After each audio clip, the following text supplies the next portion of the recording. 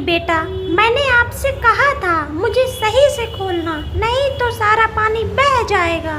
इसमें अब मेरी कोई गलती नहीं है।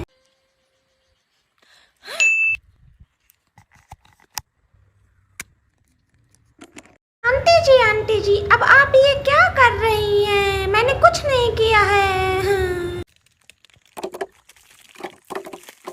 सभी लोग को मेरी ट्रिक कैसी लगी कमेंट करके, लाइक करके, सब्सक्राइब करके